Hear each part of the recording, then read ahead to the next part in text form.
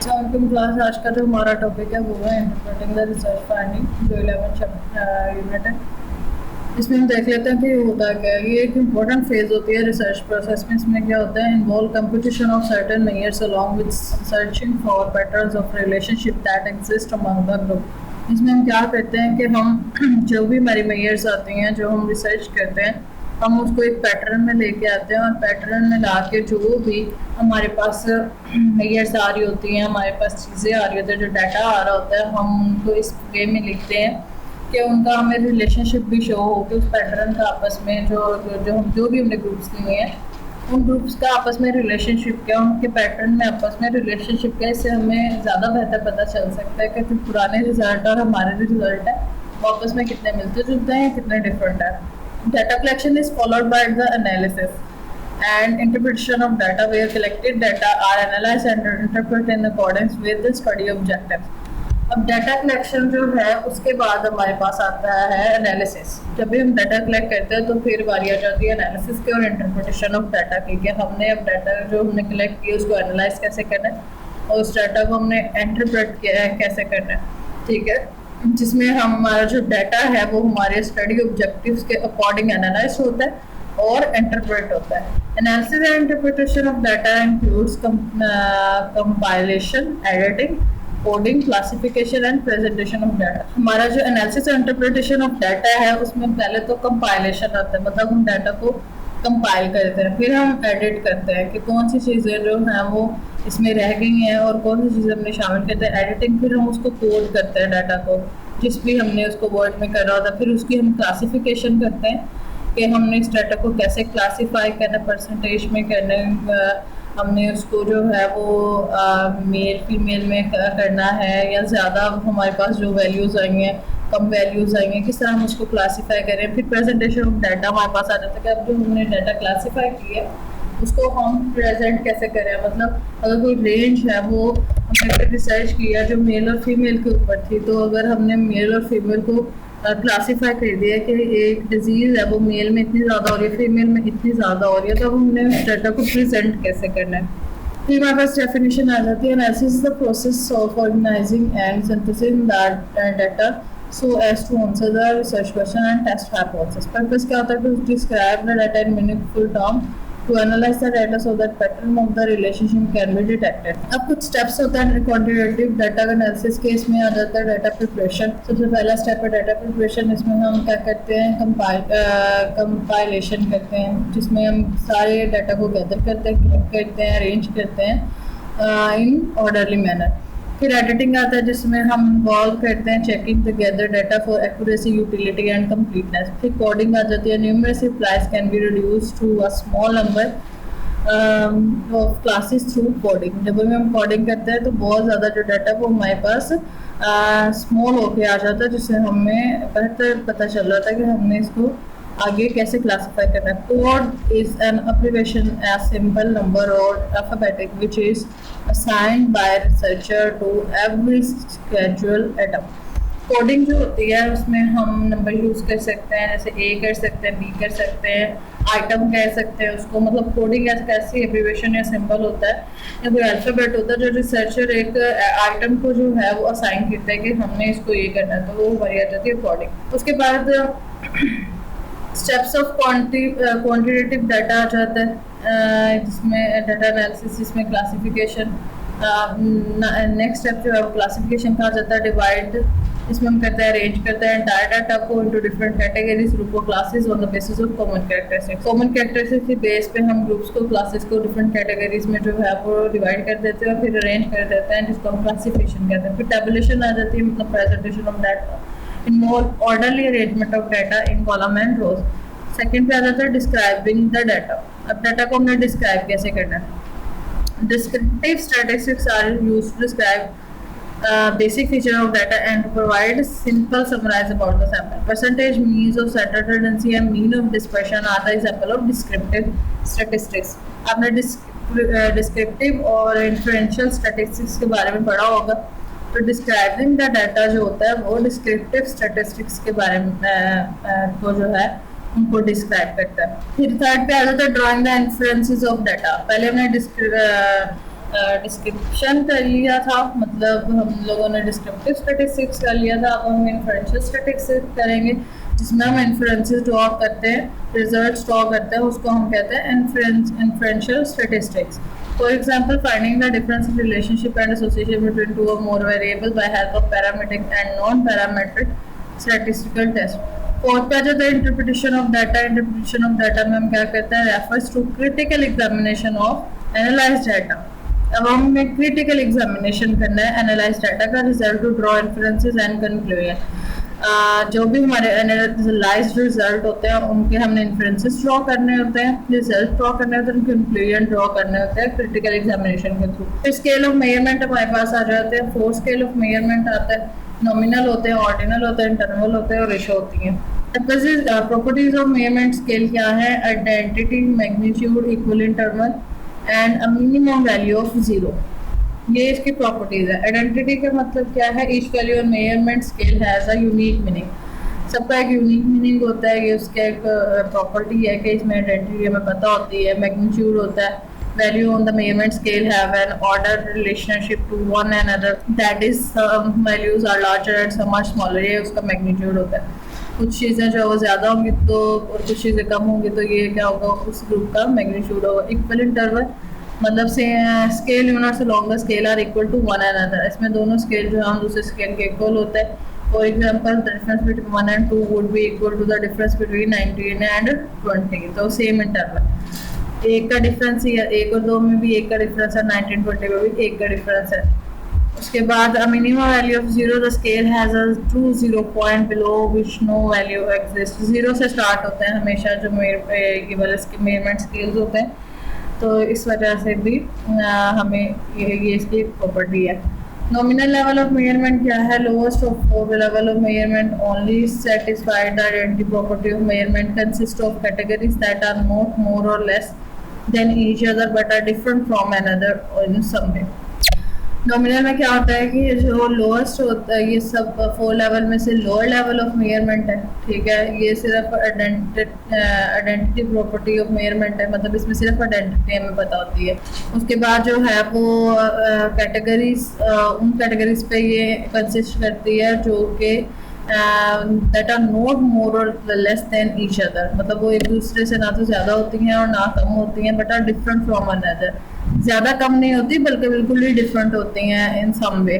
That they have no quantity value, quantitative value की कोई quantitative value नहीं होती। For example, gender, male, female, मतलब जेंडर में मेल एंड फीमेल है, अब इसमें कोई क्वांटिटेटिव वैल्यू नहीं है, ठीक है। ये आइडेंटिटी है कि एक मेल है और एक फीमेल है, ठीक है। फिर इसमें जो है वो ये दोनों एक दूसरे से, मेल एंड फीमेल दोनों एक दूसरे से डिफरेंट होते हैं, ना तो मेल ज़्यादा होता है फीमेल से और ना फीमेल ज़्यादा होती है मेल से, ये चीज़ होती है।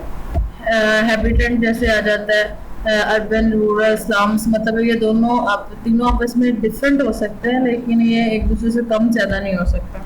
Ordinal level of measurement, ordinal level measurement जो होता है इसकी कौन सी प्रॉपर्टीज होती है, इनमें आइडेंटिटी की प्रॉपर्टी होती है। जब हमने नॉमिनल पढ़ा था तो उसमें वो सिर्फ आइडेंटिटी की प्रॉपर्टी को कैरी करता है, लेकिन जो ऑर्डिनल है इसमें आइडेंटिटी भी होती है और मैग्नीट्यूड भी होता है, ठीक है। Each value on ordinal scale has a unique meaning, इनका यूनिक मीनिंग भी होता है और it has an ordered relationship to every other value on the scale, इनका आपस में रिलेशनशिप भी होता है। Rank objects based on their relative standing on a specific, for example क्या है, health status, poor, fair, good, मतलब हेल्थ स्टेटस पुअर भी हो सकता है, फेयर भी हो सकता है, गुड भी हो सकता है, ठीक है। ये आपस में एक दूसरे से रिलेटेड है, लेकिन और इनकी अपनी एक यूनिक आइडेंटिटी भी है। इनकम स्टेटस में जैसे लो इनकम होता है, मिडिल इनकम होता है, अपर इनकम, अब सारी इनकम जो है इनके आपस में रिलेशनशिप है। इनकम लो भी हो सकती है, मिडिल भी हो सकती है, अपर भी हो सकता है। जैसे सेंट्रल टेंडेंसी में मीडियन होता है, दरमियान वाला हिस्सा, वैसे ही ऑर्डिनल लेवल ऑफ मेजरमेंट है। Interval level of measurement third वाला आ जाता है। अब इंटरवल लेवल में क्या होता है, as a property of identity, magnitude and equal interval, इसमें तीनों चीज़ें आ जाती है, इसमें तीनों प्रॉपर्टीज होती हैं। It has no more less equal numerical distance between the interval, for example Fahrenheit scale to measure the temperature, ठीक है। जैसे फॉरेन हाइट स्केल है और सेल्स के स्केल है, अब वो अगर आप फॉरेन हाइट में टेम्परेचर मेजर करेंगे वो भी वही आएगा, और उसको ही आप सेल्सियस में कन्वर्ट कर लेंगे तो वही आएगा, ठीक है, तो वो इक्वल हो जाता है, ना तो वो ज्यादा होता है ना वो कम होता है। This scale is made up of equal temperature units, so the difference between 40 and 50 degrees Fahrenheit is equal to difference between 50 and 60 degrees Fahrenheit. What with an interval scale, you know not only whether different values are bigger or smaller, you also know how much bigger or smaller they are. आपको ये भी पता होता है, आपको सिर्फ ये नहीं पता होता है कि वैल्यू डिफरेंट वैल्यूज जो है वो कितनी स्मॉल है या कितनी बिग है, आपको ये भी पता होता है कि वो कितनी ज़्यादा है, ठीक है, और कितनी कम है। For example suppose it is 60 degrees Fahrenheit on Monday and 70 degree on Tuesday, you know not only that it was hotter on Tuesday, you also know that it is 10 degree hotter. आपको सिर्फ यही नहीं पता होता कि ज्यादा है, आपको ये भी पता होता है कि वो कितनी ज्यादा है। जैसे कि सेंट्रल टेंडेंसी में होता है, सेंट्रल टेंडेंसी में जैसे बिगर वैल्यूज होते हैं आपकी मोड वाली, तो वो आ जाता है। प्रेशर लेवल मेजरमेंट आ जाता है, it is highest level of measurement satisfy 4 properties of measurement, मतलब इसमें आइडेंटिटी भी आ जाता है, इंटरवल भी आ जाता है, उसके बाद इसमें मैग्नीट्यूड भी आ जाता है, इक्वल इंटरवल भी आ जाता है, इसमें सारी चीजें आ जाती है। For example each value on the weight scale has a unique meaning, weight can be rank order, units along the weight scale are equal to one another and the scale has minimum value of 0. Weight scale have a minimum value of 0 because objects at rest can be weightless but they cannot have negative weight. मतलब कि अगर आप एक scale है जिसको आप major कर रहे हैं, ठीक है, जो रेस्ट पे आप उसको मेजर करेंगे तो 0 पे वो वेटलेस होगा, लेकिन वो कभी भी नेगेटिव वेट नहीं होगा, उसमें 0 होगा। एट द लेवल ऑफ 0 मतलब 0 भी एक वैल्यू है और वो उसमें होगा, लेकिन आप उसको वेटलेस नहीं कह सकते। अब फर्स्ट कह रहे हैं एक problem which of the following measurement property satisfy by the centigrade scale. अब सेंटीग्रेड स्केल जो है उसमें कौन से प्रॉपर्टी जो फॉल करके, मैग्नीट्यूड, इक्वल इंटरवल या फिर मिनिमम वैल्यू 0। आपका क्या कह रहा है, अगर हम सेंटीग्रेड स्केल यूज़ कर रहे हैं तो उसमें कौन सा होगा? जैसे हमने भी फॉरेनहाइट स्केल यूज़ किया था तो उसमें कौन सा था, उसमें हमारे पास जो है वो इक्वल इंटरवल वाला था ना, कि जितना भी हो जाए, ये देखें इंटरवल लेवल है कि जितना मर्जी लेवल हो जाए वो एक तो हमें डिफरेंस पता चलेगा और दूसरा हमें ये पता चलेगा कितना डिफरेंस है। उसके बाद डिस्क्रिप्टिव स्टैटिस्टिक्स आ जाता है, ये use to organise summarise the data to draw meaningful interpretation के लिए होता है। क्लासिफिकेशन में आ जाता है मेजरमेंट टू कंडेंस डाटा, मतलब जितना भी कॉन्डेंस डाटा होता है उसकी हम मेजरमेंट कर सकते हैं, फिगर से परसेंटेज डिस्ट्रीब्यूशन, टेबुलेशन और ग्राफिक प्रेजेंटेशन। डिस्क्रिप्टिव स्टैटिस्टिक्स जो है उसमें आ जाता है measure of central tendency, measures of dispersion, measure of relationship, मतलब correlation coefficient. Measures of condense data में क्या आ जाता है ना, appropriate presentation of data involve the organization of data in such a manner that meaningful conclusion and inferences can be drawn to answer the research. पर जब भी हम उसकी बात कंडेंस डाटा की बात करते हैं तो उसमें एक अप्रोप्रिएट प्रेजेंटेशन हम यूज़ करते हैं जिसमें हम डाटा को इस तरह से ऑर्गेनाइज करते हैं कि उसका एक मीनिंगफुल कंक्लूजन बने और इन्फ्रेंसेस बने जो हमारे रिसर्च के क्वेश्चन का आंसर दे रहा हो। Tables first step before data can be use for further statistics analysis and interpretation. Tabulation ये फर्स्ट स्टेप है, मतलब जब भी आपने इंटरप्रिटेशन या एनालिसिस करना है स्टैटिस्टिकल डाटा का तो आप सबसे पहले टेबल बनाते हैं। Tabulation means systematic presentation of information contain in data in rows and columns. जब हम रोज एंड कॉलम्स को यूज करते हैं तो वो एक टेबल बन जाता है। कॉलम्स जो है वो सीधी लाइंस होती हैं और रोज जो है वो आपकी हॉरिजॉन्टल लाइंस होती है। General principle of tabulation. अब प्रिंसिपल ऑफ टेबुलेशन क्या है? Table should be precise, table जो है प्रिसाइज होना चाहिए, अंडरस्टैंडेबल होना चाहिए, सेल्फ एक्सप्लेनेटरी होना चाहिए, मतलब वो बता रहा हो कि क्या है। मतलब अगर फर्ज करें आपने प्रॉपर्टीज जो हैं वो आपने वर्टिकल वे में लिख दी है, मतलब कॉलम्स में लिख दी हैं और सामने आपने जो है वो उसकी रेंज बता दी है कि क्वालिटीज एक बंदे में कितनी है, गुड है, पुअर है, बैड है, तो आगे पता चल जाएगा कि हम किसी पर्सन की क्वालिटीज चेक कर रहे हैं, हम किसी की परफॉर्मेंस चेक कर रहे हैं, तो वो सेल्फ एक्सप्लेनेटरी हो जाता है। Every table should have title. हर एक टेबल का एक टाइटल होना चाहिए। Title must be describe the content clearly and precisely. जैसे कि अप्रेजल होता है या एवेल्युएशन होती है, एनुअल परफॉर्मेंस होती है, उसमें टेबल बना होता है कि कोई जो है वो कितना रेगुलरली आता है, किसी की कितनी एब्सेंटिज्म थी, किसी का एटीट्यूड जो है वो पॉजिटिव था या नेगेटिव था, टीम वर्क किस तरह का है, कॉपरेशन किस तरह की है। तो ये सारी चीज़ें जो हम हमारे अगर हम लिख देंगे कि एनुअल एवेलुएशन है, एनुअल असेसमेंट, तो हमें पता चल जाएगा कि एनुअल असेसमेंट में क्या क्या चीज़ें पूछी जा सकती हैं। Item should be arrange alphabetically according to the size, importance and causal relationship unit measurement must be clearly stated. Totals can be placed at the bottom of the column. 2 or 3 small tables are to be preferred to one large. हम लगा करके कह सकते हैं बजाय इसके आप एक ही टेबल यूज करें। पार्ट ऑफ टेबल में आ जाता है टेबल नंबर, टाइटल और सब हेड। टेबल नंबर क्या होता है, should be place at the top of the table. Title क्या होता है, should be brief, concise and self explanatory. सब हेड्स क्या होता है, should be given below the title in a prominent type, casually closed in brackets for further description and content of table. फिर आगे जाता है कैप्शन एंड स्टब्स। कैप्शन क्या होता है, captions are heading for the vertical columns and stubs are the heading for horizontal rows. जो भी column के लिए हम हेडिंग यूज करेंगे वो कैप्शन होगी, जो रोज के लिए हम लोग हेडिंग यूज करेंगे उनको हम कहेंगे स्टब्स। बॉडी ऑफ टेबल क्या होगा, arrangement of data according to description given in the form of caption and stubs compose the body of table.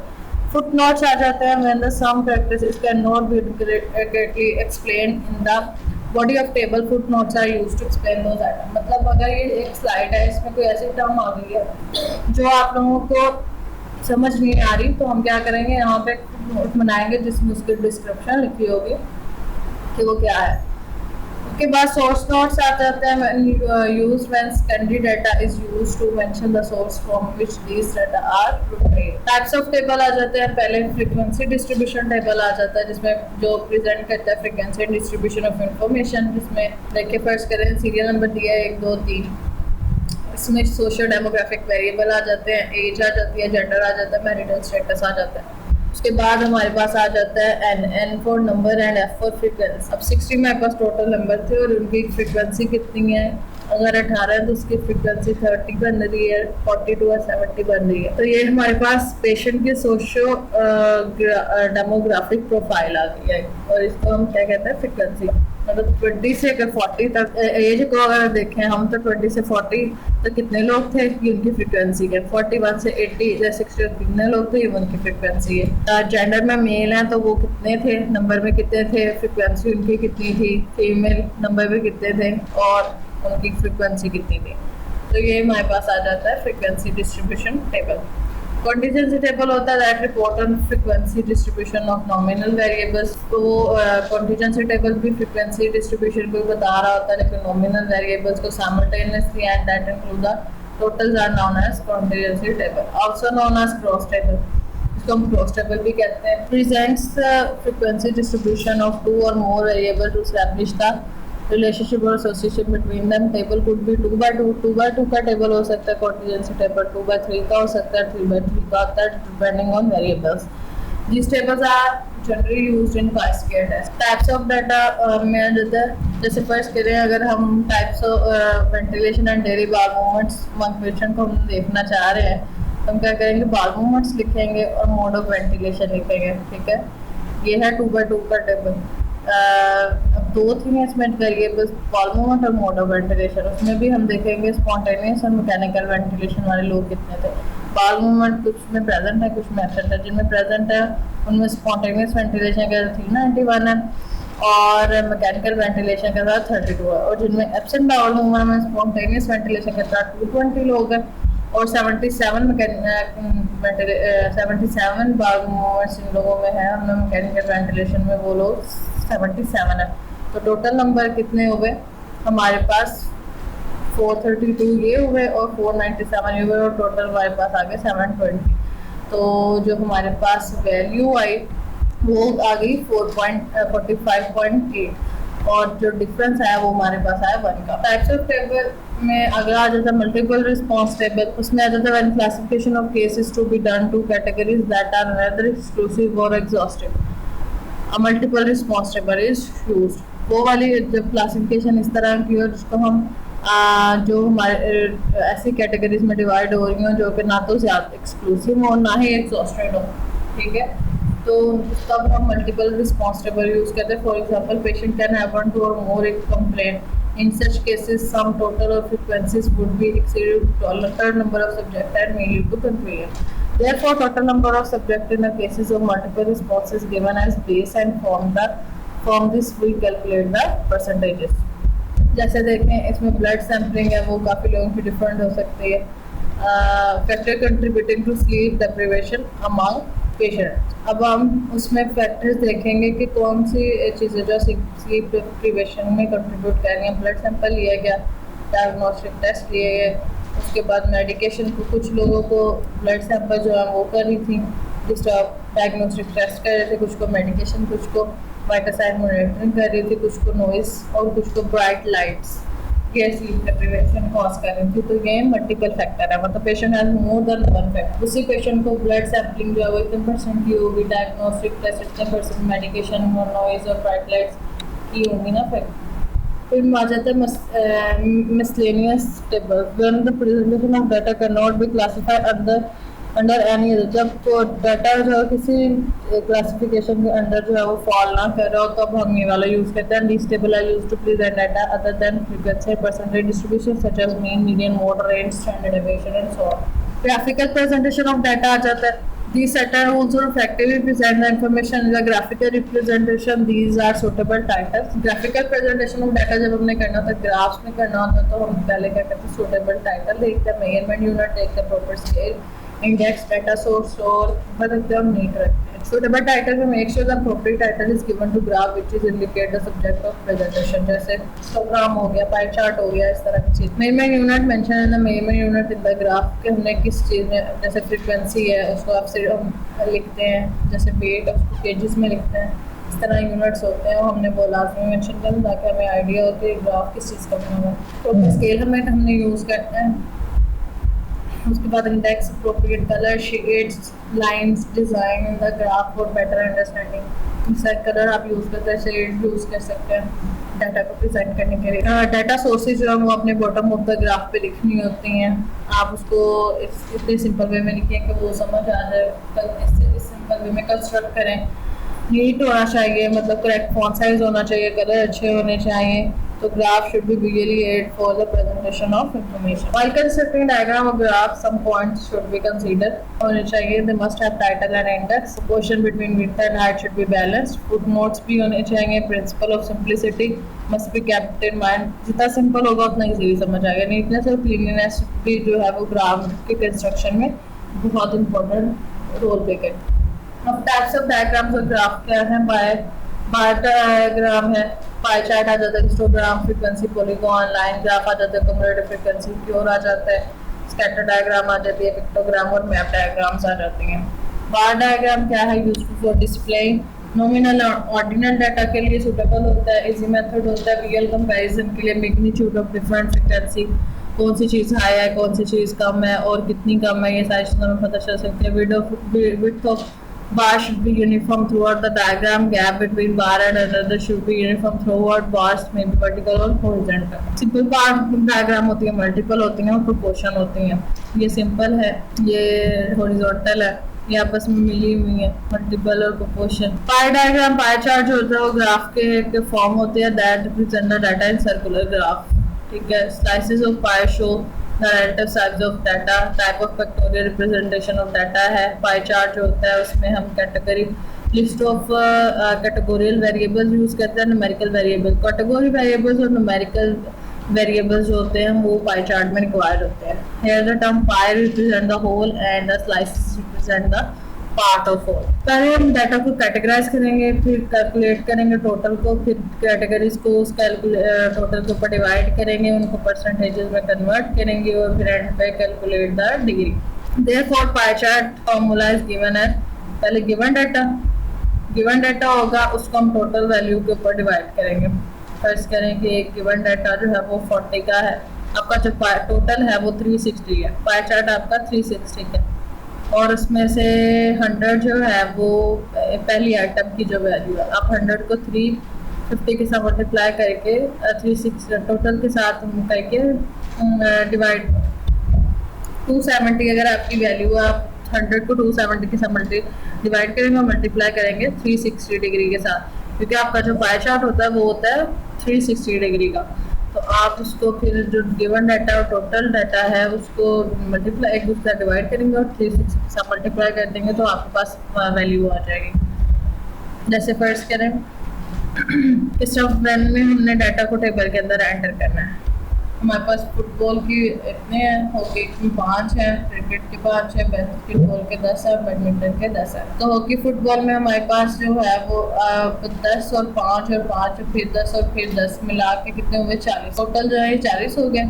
अब हमने पहली वैल्यू जो है फुटबॉल वाली वो ली, उसको 40 के साथ डिवाइड किया और मल्टीप्लाई कर दिया 100 के साथ, क्योंकि 100 हमारी परसेंटेज है। जब भी हमने परसेंटेज लिखी पहले हम परसेंटेज निकालते हैं, उसके बाद हम एंगल निकालते हैं। पहले परसेंटेज हम निकाल लिया तो परसेंटेज निकालने का फार्मूला हमेशा ये है कि हम जितनी भी वैल्यू होती है गिवन वैल्यू को टोटल वैल्यू के साथ हम डिवाइड करते हैं और मल्टीप्लाई कर देते हैं 100 के साथ, तो हमारे पास परसेंटेज आ जाती है। ये भी हमारे पास इसी तरह परसेंटेज आ गई है। अब हमने एंगल देखा है, एंगल किस तरह से ड्रॉ करेंगे। हम उसको गिवन वैल्यू को टोटल के साथ डिवाइड करेंगे और 360 के साथ मल्टीप्लाई कर देंगे तो हमारे पास एंगल आ जाएगा। ऐसे फर्स्ट करें पहला वाला जो है उसकी परसेंटेज 25 है और दूसरे में एंगल जो है उसका 90 का बन रहा है। तो हम पहले वाले के देखें तो 90% जो है वो हमारा एरिया फुटबॉल वालों ने कवर किया है, फिर रेड वाला बास्केटबॉल वालों ने, फिर बैडमिंटन वालों ने, हॉकी वालों ने और क्रिकेट वालों ने। ठीक है, क्रिकेट और हॉकी का दोनों का सेम है। तो इसी तरह आप लोगों ने 360 का एक सर्कल ड्रॉ करना है और उसके अंदर लाइंस लिखानी है कि 90% कितना हो रहा है, आगे 5% कितना है, 10% कितना है। उसी तरह आप अपने वेरिएबल्स के अकॉर्डिंग ग्राफ बनाते जाएंगे। हिस्टोग्राम आ जाता है graphical presentation of group frequency distribution with continuous classes. जो भी कॉन्टिन्यूस क्लासेस होती हैं उनकी फ्रीक्वेंसी डिस्ट्रीब्यूशन होती है, उसकी रिप्रेजेंटेशन करते हैं। Histogram diagram involve rectangular whose area is proportional to frequency of a variable and width is equal to the class interval। तो साथ साथ जुड़े होते हैं, ये क्या होते हैं, ये हिस्टोग्राम होते हैं। यहाँ पे हम फ्रीक्वेंसी लिखते हैं, यहाँ पे हम क्लास इंटरवल लिखते हैं। हिस्टोग्राम कैसे बनाते हैं, begin by marking the class interval x axis and frequency on y axis। y axis मतलब ऊपर वाला जो वर्टिकल होता है और x axis जो हॉरिजॉन्टल होता है। Class for both axes have both to be same। Class interval need to be exclusive or rectangle with the base as class interval and corresponding frequencies are heights as heights। A rectangle is built on each class interval. Classes limits are marked on the horizontal axis and frequencies are indicated on the vertical axis। Height of each rectangle is proportional to the corresponding class frequency if the interval are equal। The area of every individual rectangle is proportional to the corresponding class value। जितना भी every individual का जितने भी individual का rectangular area होगा वो proportional होगा corresponding class frequency के साथ if the intervals are unequal। अब यहाँ पे देखें for example lifetime है in hours 300 है और 400 है और नंबर ऑफ लैम्प्स है 40। इसमें जो लैम्प्स की हम देख रहे हैं कि क्या नियॉन लैम्प्स है, उनकी लाइफ टाइम कितनी है। तो 14 जो लैम्प्स थी उनकी लाइफ टाइम 300 से 400 के बीच। 56 की 400 से 500 में थी, 60 की 500 से 600 में थी, 700 में थी, 700 की 800 में 74 लैम्प्स आ गए थे, 800 से 900 में 62 आ गए थे, 900 से 1000 तक के जो है वो 48 आ गए थे। अब ये सारे देखें आपस में मिल रहे हैं कॉरेस्पॉन्डिंग फ्रीक्वेंसीज के साथ। अब यहाँ पे बन गया हमारा 300, 400, 500 में जितने आए हैं, 600 में आए हैं, 7 में, 8 में, 9 में 10। फ्रीक्वेंसी पॉलीगॉन क्या होता है, ये भी हिस्टोग्राम की तरह ही होता है, ठीक है, लेकिन इसमें जो है वो हम pictorial graphical representation of data कर देते हैं to use to compare the set of data and और display cumulative frequency distribution. Frequency polygon are very substantial method of representing quantitative data and इसको कैसे ड्रॉ करते हैं। पहले आप क्या करते हैं, क्लास इंटरवल मार्क को चूज कर लेते हैं, हॉरिजॉन्टल एक्सिस पे भी mark mid value of each interval on horizontal axis mark कर लेते हैं, frequency of class on vertical axis mark कर लेते हैं, frequency of each class interval mark a point at height in the middle of the class interval, connect these points। अब हमने सारे जितने भी पॉइंट्स होते हैं सबको मार्क करके आपस में मिला देना होता है and the obtained representation is frequency polygon. जैसे फर्स्ट करें batch of 400 student, height of student is given in the following table, represented through a frequency polygon. अब 74 स्टूडेंट, इनकी 140 से 150 सेंटीमीटर तक हाइट है, 163 स्टूडेंट की 150 से 160 तक है, 135 स्टूडेंट्स की 160 से 70 तक है, 28 स्टूडेंट 170 से 180 तक है, टोटल 400 स्टूडेंट्स हैं।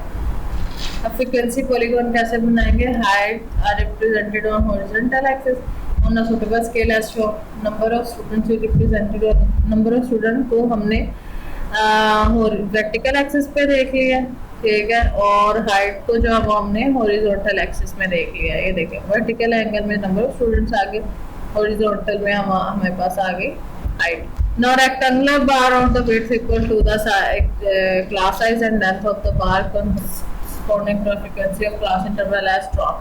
A, B, C, D, E, F represent the given data graphical in form of polygon। मतलब जहाँ पे ये पॉइंट मिल रहे हैं हमने उनको ABC का नाम दे दिया। यहाँ पे एक पॉइंट मिल रहा था 135 पे, उसको A का, फिर 145 पे मिल रहा था B का, फिर 155 पे C का, फिर 165 पे D का, फिर 175 पे E का और 180 पे F का। इसको हम कहते हैं फ्रीक्वेंसी पॉलीगॉन।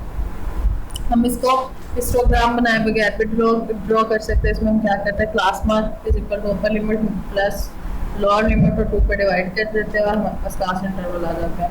लाइन ग्राफ आ जाता है।